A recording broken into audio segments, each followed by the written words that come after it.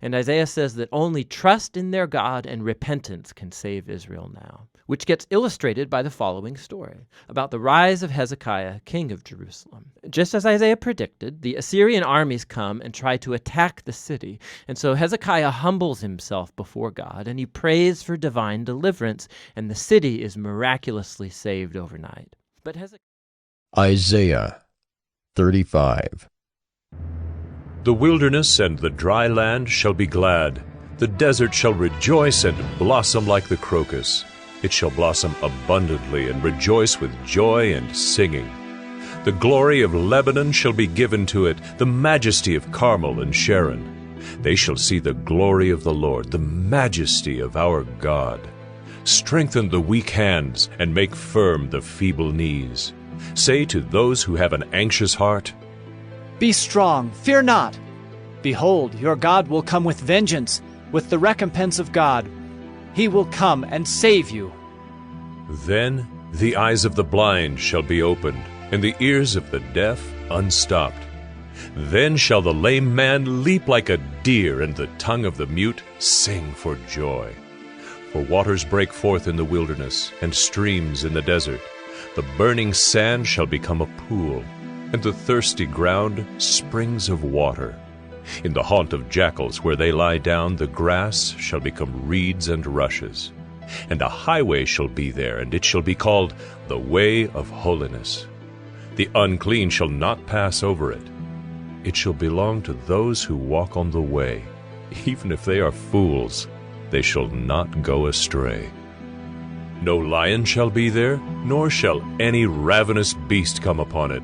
They shall not be found there, but the redeemed shall walk there.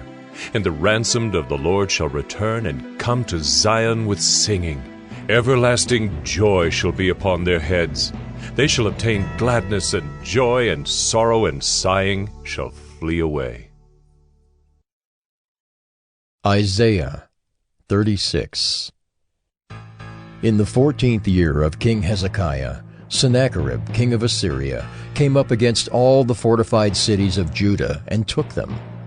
And the king of Assyria sent the Rabshakeh from Lachish to King Hezekiah at Jerusalem with a great army.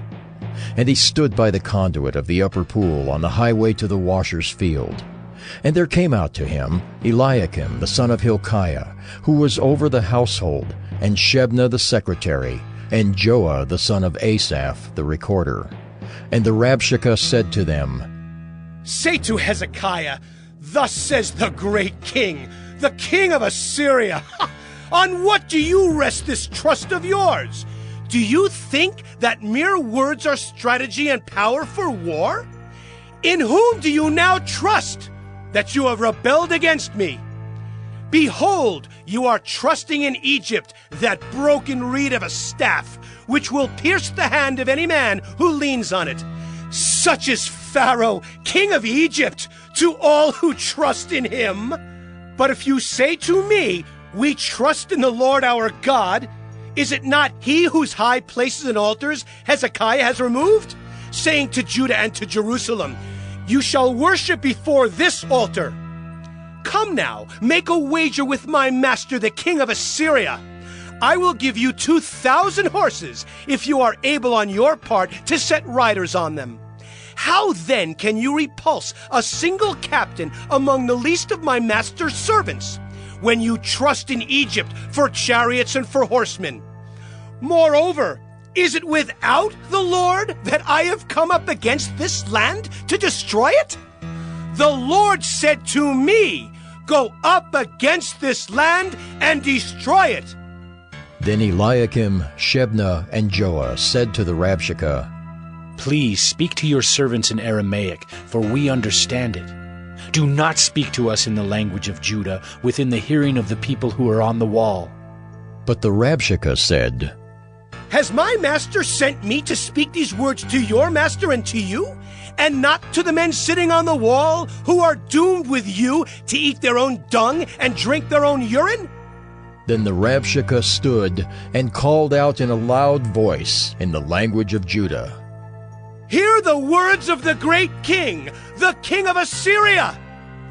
Thus says the king, Do not let Hezekiah deceive you, for he will not be able to deliver you. Do not let Hezekiah make you trust in the Lord by saying, the Lord will surely deliver us. This city will not be given into the hand of the king of Assyria. Do not listen to Hezekiah, for thus says the king of Assyria, make your peace with me and come out to me. Then each one of you will eat of his own vine, and each one of his own fig tree, and each one of you will drink the water of his own cistern, until I come and take you away to a land like your own land, a land of grain and wine, a land of bread and vineyards. Beware lest Hezekiah mislead you by saying, the Lord will deliver us. Has any of the gods of the nations delivered his land out of the hand of the king of Assyria? Where are the gods of Hamath and Arpad? Where are the gods of Sepharvaim? Have they delivered Samaria out of my hand? Who among all the gods of these lands have delivered their lands out of my hand, that the Lord should deliver Jerusalem out of my hand? But they were silent, and answered him not a word, for the king's command was, Do not answer him. Then Eliakim the son of Hilkiah, who was over the household, and Shebna the secretary, and Joah the son of Asaph the recorder, came to Hezekiah with their clothes torn, and told him the words of the Rabshakeh.